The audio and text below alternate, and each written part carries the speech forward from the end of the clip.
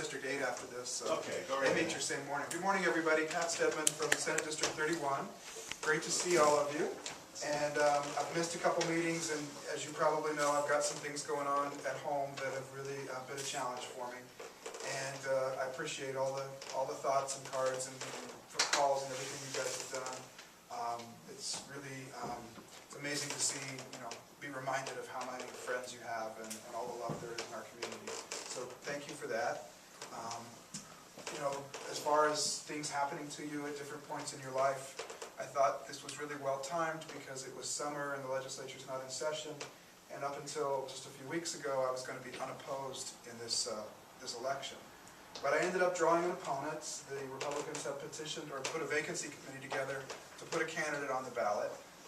Doesn't really, I think, change the outcome of what's going to happen, but it does, want to keep me a little bit more on my toes and make me, again, rely on the support of all of my friends and supporters. So thanks for the work you're going to do in this election cycle. Let me just really quickly give you a preview about what's going on the Senate side. I know everybody talks about the House of Representatives, and we want to take the House back. But truth be told, this new map that's been drawn after reapportionment for the Senate is very, very competitive. And it was designed that way. The Reapportionment Commission said they were giving us competitive districts. And I actually think over the next decade, with this new map, the Senate is going to be more up for grabs and more possible for it to flip back and forth over the next elections than the House is going to be. I think the Democrats were given a decent map for the House of Representatives, and they can hold it. The Senate has really been drawn to be truly, truly competitive. And it's true this year, and it's especially true in 2014.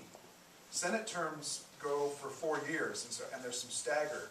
And so which seats come up in which cycle, it's always going to be a little different. And we've got a tough go this year, but we've got a really tough go in 2014, which is one of the reasons why we need to win every one of our competitive swing districts this year, so that we've got those seats in the bank going into 2014 to try to maintain control. So in Denver, this year, Mike Johnston and I are both running for 4-year terms. After, we were on the ballot 2 years ago, but that was because of our vacancy appointments. Senator Aguilar, Irene, is running for a 2-year term. She's just finished her first 2, and she has to be elected to the last 2 because of that vacancy appointment. So she actually gets to do what Mike and I just did, which would be on the ballot 2 elections in a row like House members. Assuming you run again in 2014, and we want you to. So. But our seats, we have the luxury of representing, decent districts in Denver. It's really not where the action is. And so just like Mark was explaining to you earlier, Jefferson County is really the epicenter of determining control of the legislature. There's some very competitive House seats, and the really nice thing is that those competitive House seats completely overlap our competitive Senate seats. So in Lakewood, where Brittany Pedersen is working so hard to hold that seat in the House, we have Andy Kerr, the representative who's moving up, to take a seat in the Senate. And it is by far our most competitive seat. Lakewood is really, really where it is. If you have a chance to go walking or put together a little caravan of people to go out to the burbs, think about Lakewood as a destination that's very walkable. But also just north of there in Arvada and the Jefferson County parts of Westminster, Evie Hudak is in a very competitive race, also needs your help. And that's where Tracy Kraft Tharp is running against Robert Ramirez on the House side. So there's some nice synergy in how these things line up and where you can go and really make a difference. And then the third one here in the metro area that we're most keen on happens to be Senator Linda Newell in a good part of western Arapahoe County, all the way from the Jeffco border clear up around to the east side of Denver and Aurora and unincorporated Arapahoe. And again, her district completely overlaps with House District 3 and Daniel Kagan.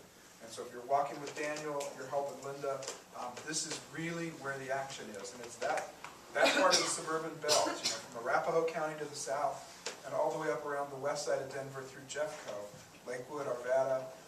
This is really where the action is, and just keep an eye on those seats. And if you have anything you can do to direct resources to any of these candidates on both the House and the Senate side, It's all going to work together, and I'm pretty confident that our hard work is going to pay off this year, and we're going to be very pleased with the composition of next year's legislature. It's going to be much better than the past 2 years, and I think we're going to be able to get some things done that we weren't able to do for the past 2 years. So work hard, and your hard work will pay off. Yes, sir. Which congressional districts do those come Yeah. under? Actually, a lot of it is 6, which is, you know, the Kagan and Newell is all CD6, so that's Kaufman versus McCloskey. And then the Jeffco parts are going to be CD7, which is Ed Perlmutter versus Joe Cooler. So again, you know, as far as where the competition is, really good overlap there. So you can do a lot of good on the ground in these key suburban communities at all those levels. I just wanted to say, I want to identify myself as working on Andy Kerr's campaign, so if anybody wants to help out in Jeffco, please come talk to me. And Andy Kerr's map includes not just Perlmutter, but it has a very big chunk of the new CD1, which is Diana DeGette's area. So we've got 20,000, 30,000 people of CD1 into that district as well. Yeah. Aaron, I'll give you a little more time after the electeds to go a little more in depth of some of the things you told me this morning. Any other questions? Yeah, Pat, Oh, yeah. just about coordination between these different candidates. Is it happening? Because I've been after Kagan several times, but I never knew anything about Linda Newell or anybody else. Is there a way to coordinate a little better? I don't know, I see the Daniel Kagan folks right behind you. Are you guys coordinating with Newell?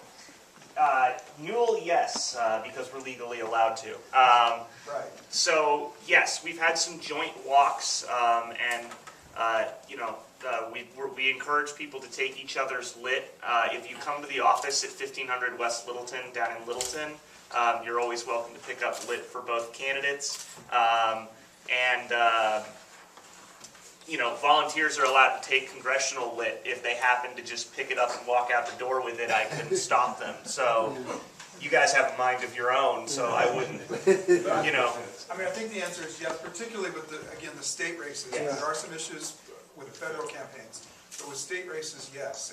And believe me, we all know that Brittany Patterson and Andy Kerr, you know, are in this together, that Tracy Kraft-Tharp and Evie Hudak are in this together, and that Daniel Kagan and Linda Newell, you know, that their fate is in this together too. Just last thing, if you're not on my email list, I've got the clipboard if you want to sign up. I'm also looking for yard sign locations, but most of my piece of House District 2 is Capitol Hill, and so you probably live in a building where you can't put out a yard sign, but you know, it's that time of year, so we're all getting organized. Anyway, great to see you all. Thanks for your help. Mr. Minority Leader. I just forgot that, because Senator Steadman just reminded me. If you'd like a yard sign of mine, send me an email and I'll gladly drop one off. I need to get those out. I have about a couple hundred. That is my last time running for House District 2, and I'd love to get all of them out. Any other questions for Senator Steadman? We're going to take off to House District 8. So Thank you very much. nice to see you all.